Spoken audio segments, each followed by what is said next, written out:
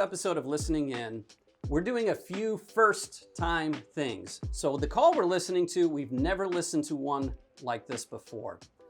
We're also going to have a special guest on. You're not going to want to miss his insights.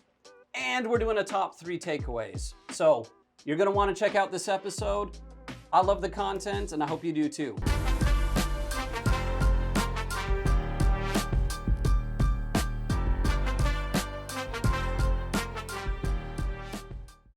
Hey everybody, welcome to another episode of Listening In with Seth and Zack. Yeah, all right, special guest today. Zack's gonna be joining us, and we've got a call queued up that is for a warehouse worker. So we often do drivers, technicians. Shoot, we're jumping in warehouse workers today. So it'll be a lot of fun. What we're gonna do is, and it'll be re-recorded as per usual, protect the innocent. But we're going to listen to the call, and we'll pause it along the way to throw out some comments, some ideas. But stick around because we're going to wrap it up with our top 3, what did we call them? Takeaways? Takeaways, insights, what stuck out? What stuck out? There you go. What stuck out. And it could be good, it could be bad, but we're going to list the top 3 for you. Yeah. So we're excited to do that. So without further ado, I'm going to hit the space bar. Feel free at any point to either flag me or hit it yourself, and then we'll chat. Ooh, the power of the space bar. That's right. Here we go. Hey, how you doing? This is Mitch. I'm a recruiter for Storzall. How can I help you? So just a quick thing, but we talk about it a lot. It's crazy how often recruiters don't identify themselves, their position in the company. Yeah. So that was good right off the bat. Off to a good start. Yeah. You feeling it? Yeah, absolutely. Let's keep it going. All right. Hey, I just saw your guys' link on Indeed, and I just applied, and it took me to you guys' HR basically. And I was just wondering if I could get interviewed or somehow get hired on as soon as I can. Yeah, I would love to help you. So what's your name, sir? It's Kal-El, but I go by Clark. Okay. And how do you spell that? All right, so I know I'm hitting pause again, but I just wanted to get your take on the recruiter's energy so far. Yeah, I feel like it started well with the intro. I think that all went well. And we're nitpicking a little bit because we've only heard them talking for maybe 5, 6, 7 seconds total. But I would still say there could be a little bit more energy. Like, I really want, when I'm on the other end of the call and I call in and someone answers, I want to know that I know that I know that they are excited that I called them, that they are glad that they picked up the phone and that they're talking to me. That is an experience that I feel. And so we haven't necessarily heard that yet. Yeah. One other thing I think to point out here is the applicant is the one who called the recruiter. Yeah. So now it might have been right afterwards. So maybe the system didn't even have time. But another thing we'd like to see is automation step in there. So as soon as somebody fills out a short form, they're on the phone automatically with the recruiter. So that may not be in place here, but it would be nice to see. Yeah. Okay. And how do you spell that? It's Kal-E-L. And what is your last name? Last name is Kent. Okay, all right. Clark, so pretty much, thank you for calling and filling out. Now, what you filled out, that's our short form. So what I'm going to do is me and you, we're just going to have a quick little chat, if that's okay with you. It shouldn't take too long. And from there, at the end of it, I'll get your email address so I can go ahead and I will send your application, the full one. That way, once you fill that out, I will be able to get this phone screen that we have over to my manager, who will get it over to the hiring manager for Storzall. And if they like what they see when it comes to your application and the phone screen, and really the phone screen is just saying that you talked to me. But after you fill out the application, they should reach out to you by, if not this week, then next week. But if not, follow up with me, and I can try to let you know what's going on for the next steps, if that's okay with you. Yeah, that's fine with me, sir. All right. Perfect. So, for my first question for you, what is your work availability? Monday to Friday? Okay. Even I. Yeah. Yeah, I was gonna say. What's that? I was gonna say maybe even Monday through Saturday. Okay, I got you. What will how many years of experience do you have working in a warehouse or as an order selector? Order selector. I don't think I have any experience, but I'm always down to learn. But warehouse, I've probably 2 to 3. Okay. Yeah, it's either 1 to 2 or 2 to 3. All right, I know we're talking about the recruiter, 2 but to 3, 1 to 2, or 2 to 3. yeah, I thought that part was funny. 'Cause it's only a difference of a year. It's fine. Yeah. Interesting. I worked at Ace Chemical Warehouse and I worked at an Acme warehouse. So Okay. Okay. Well, my next question to you is, why are you looking for a new opportunity at the moment? to be honest, I just want something more. That's really what I'm looking for is just something more right now. All right. Okay. All right. And if I'm right, I did see. I don't know. Yeah. Well, I just want something more, something new. Okay. I got you. I got you. This next question I'm about to ask you, it's a little bit longer, so you just let me know if you need me to repeat it or not. Tell me about a time when you had to work in an environment that had production standards, and how were you able to meet those requirements? When I was working at Ace, we had this belt line that was the most. Well, that it had like the most packages going out for outbound, and if I'm answering this question right, it was the most stressful part of the job because a lot of people didn't really want to do it, and so I kind of just put myself in there and I said, okay, just work, work, work, work, and so those times it felt stressful, but it definitely helped me become the person that I am today because it helps me think quicker, makes me move faster, and so I'm not always just sitting or standing around. Yeah, man, that's a great way to answer that. I mean, that. All right, so a little bit of a tangent here, Zach, but I think it's still kind of relevant, which is, you and I had the opportunity to do a number of interviews with college students looking to intern. And we made an interesting observation that, well, once you tell a little bit about what that observation was. Yeah, sure. It was interesting because we would get off of the interview and afterwards we'd have a huddle for 5 or 10 minutes just to get takeaways. So, hey, what did you think? What are high points? What are maybe some red flags, things you didn't like, whatever. And after a few of them, I said, Seth, I think where I'm struggling here is I get off the interview and I'm not sure whether or not they would be a good fit for Randall Reilly, mostly because they didn't tell me that they would be a good fit at all. Right. It's almost as if, and we've said, hey, next time we just need to ask the question, hey, I'm looking at 10 different people. Why should I choose you? Right. Because that question was not answered on the interview at all. It seems like that would be number one priority for those people, but it wasn't happening as much as we thought it should.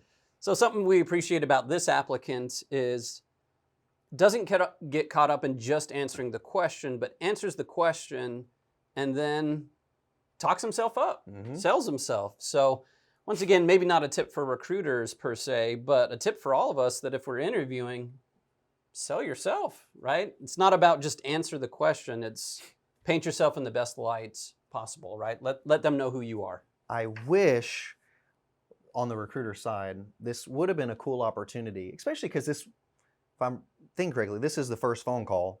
It'd have been a really cool moment to connect with the person calling and even talk them up too. So he mentioned, hey, I was the best at this. This was the most stressful part of the job, but I knocked it out better than anybody. Yeah. Join with them, be their champion. They're like, man, you crushed that. Good for you. I bet that's a really big deal for you. Yeah, it really was. You could tell it was a big deal for him that he was able to do that. You would get more equity on the call if you partnered with him in that celebration rather than just listening and going to the next question. So I love that, and I think that's a big tip. Tell us why, though. Why is that important to do that as a recruiter? Yeah, I think there's a couple reasons. One, I feel like you're more likely to sound different than every other recruiter who's just trying to make it to the next question. Two, you build a connection with that person that it's hard to qualify and put it on paper, but it's just something we feel. Like the person on the other end of the phone call is going to feel connected to you. You just talked them up, so they like you more. They want to keep talking to you. And really, that's what we're trying to do in recruiting is I want that person to want to be with me. And everything I do creates that feeling. And I'm betting that everybody else that I'm competing against is not doing that. That's a great answer, especially when you think about how the call started. I'm not sure if we'll bleep it out or not, but they started on a job board. Yeah. So what that tells me is that individual, that applicant, probably isn't looking at just one position. 100%. So how do you stand out? Well said. It's a great way to answer. That right there is pretty much my last question I have for you. Do you have any questions for me? No. To be honest, I really just want to get started working again. That's really about it. I mean, I'm a hard worker. I'm a quick learner. I'm always down to learn new things. So if I can get this job, I really appreciate it and be grateful for it. So that's really about it. All right, man. Definitely. What would be a good email address for me to go ahead and send you this email application? Last son of Krypton, and Krypton is with a K, at hotmail.com. Got it. So it's going to be last son of Krypton at hotmail.com. Is that right? Yes, sir. I will have this over to you. Just give me 2 to 3 minutes. I'll have this application over to you. Once I send that to you, I'll also shoot you a text just letting you know that it has been sent. Just go ahead, fill that out, and just let me know when that's complete, and I will get everything over to the hiring manager for you. Hopefully you hear something back this week. If not, next week. Thank you. I appreciate it. All right, you're welcome, man. You have a good one. Thank you, sir. No problem. You're welcome, Clark. Yeah, you too. I love it. Okay. So any last comments before we jump to the top three? One last comment that we didn't pause it on is the at the end where the recruiter asks, "Hey, do you have any questions for me?" We talk about this all the time, right? Yeah. Don't ask that. Oh my, I would bet. I wish there was research on this. Yeah. When you ask, "Do you have any questions?" I am going to be the statistic maker here and make up a random number. But I would venture to say 98% of people are going to say no questions here, whether they have a question or not. Yeah. So just a slight change. Instead of do you have any questions, just ask what questions. You can even set it up better and say, hey, I'm sure you came into this with some questions. Or most people I talk to for the first time have some questions. Yeah. What questions do you have for me? It makes them more comfortable to bring up anything that they may have wanted to ask without feeling like they're silly or stupid or asking a dumb question. Love it. Yep. Little things, right? It's just the little things. That's right. Okay. So now we're going to share the top 3 things that we noticed in this phone call that stood out for us. They could be good, they could be bad, but let's share them. Grab your board. The grand reveal. All right. All right. We'll start on number 3 and work our way up. Oh, All right. boy. 1, 2, 3. All right. Tell me about yours. All right. Clarify and curiosity. If you noticed in the call, the guy said, hey, or the recruiter asked, why are you looking for a new job? And the applicant said, well, I'm just looking for something more. And initially I was like, So what does that mean, really? I just Yeah. want something more. What an opportunity the recruiter had to say, interesting, you're looking for something more. Tell me more about that. Yeah. And you may even get 4, 5, 6 different things that they're looking for that helps you as the recruiter align what you have to offer based on what they're looking for. And that goes back to curiosity. If you could put anything on a Post-it note and put it on your computer, put it on the phone, have curiosity. Yeah. When people say things, don't take it at face value, dig in more, figure out what is it that they mean so that you can connect with them more. Love it. That may show up Yeah. in one of mine here. So my number 3 was, as the call's wrapping up, hey, I'm going to send you the application. But they're really, what I would have loved to hear from the recruiter is, hey, I'm going to get that sent to you now. When do you think you might get that knocked out? Mm-hmm. Oh, hey, as soon as we hang up, I'm going to knock it out. Perfect. I'm going to be looking for that. As soon as I see it, I'm going to move it on to the next step. Yep. Create a little urgency. That's right. All right, so that was my number 3. All right. It's so funny. That's going to be baked into maybe one of mine. Oh, all right. Kindred spirits. 1, 2, 3. Conversation, feel. I've got long-winded. What do you mean by long-winded?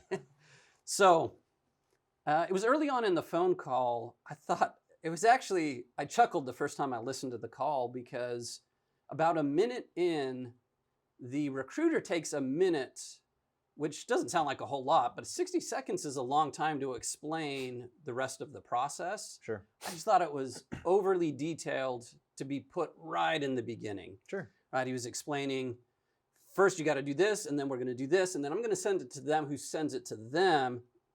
Then if this happens, then this happens, and this happens. I was like, holy cow, I'm lost already. Yeah. So I think it just got a little long-winded up front, going over details that didn't quite matter yet. Love it. So mine is conversation equals feel. To me, as a third party listening, it felt really obvious that, and it's probably part of the process, you have to know the answer to these 3 or 4 questions. That can be the process. But if it feels like an interrogation or it feels like an interview where it's like question number 1, the recruiter even said, my first question for you is this. Yeah. By the time it was the last question, my last question for you is this. It didn't feel like a conversation, which for me is important because when applicants get on the phone or get off the phone, going back to what you said about them being on a job board and they're probably looking at other options. Yeah. When they get off of the phone, they may not remember what you said. They may not remember your name. They may not remember a lot of the information. I guarantee you they will remember how you made them feel. So think about that when you're having conversations is, how does the applicant feel after this? And with this particular phone call, it didn't feel like a conversation. It didn't feel like I was connecting to the person. It felt like an interrogation of sorts, and Yeah. could have been better. Yeah. Yep. It was a checklist. Yeah, that's right. Yep. All right. Time for the big reveal. Our number 1 takeaways here are, Tell me more. tell me more. So to me, you already talked about it, but if I were coaching this recruiter on one thing, it would be the whole curiosity thing, right? Why are you thinking about, leaving your job or what's going on? There were so many additional questions that we could ask to really understand what's going on and whether this might be a good fit for them. Yeah, what's interesting is I'm a longtime listener to Listening In with Seth, first time guest. And so what happened was I thought number 3 was going to be the big reveal. It's up. I put my heavy hitter towards the end. So it's interesting to know that your number 1 and my number 1 were the same. Nice. That's great. But another takeaway for me was expectations and gain agreement. So I think the recruiter did, to your point, it could have been a little bit shorter, especially on the front end. I think the recruiter did a good job of it setting expectations of this is what the process looks like. Yeah. In the beginning, it could have been shorter. And then even at the end, hey, here's what this is going to look like from here. And then by when, it's interesting how these were flipped. Yeah. The gain agreement part is, hey, at the end of the call, what you're trying to do is gain agreement from them, not just on what they're going to do, but by when. Even I wish, and maybe this is a process thing, I wish they could have sent the full application while they're on the phone with them. Yeah. Hey, I just sent it to your email. Do me a favor. Can you check it just to make sure it made it? Because you may have misspelled the email. And if they didn't get it, odds are they got the other 6 that they found on Indeed, and you're not even in the game anymore. That's right. So get some agreement, clarify next steps and expectations. I think the recruiter did a really good job there. Yeah. Just some small tweaks would increase your conversion rate a little bit. Perfect. Perfect. Well, there you have it. There's our top 3. I think we gave you probably 20 in total. But I will say, like any phone call, there are good things and there are things to work on. And where the magic happens is pick 1 or 2, work on them, and then move on to the next one. So, Zach, really appreciate you joining us. Yeah. You gave some great insights. And I hope you all continue to tune in, and we'll continue to share what we learn as we go through the process together. Thanks.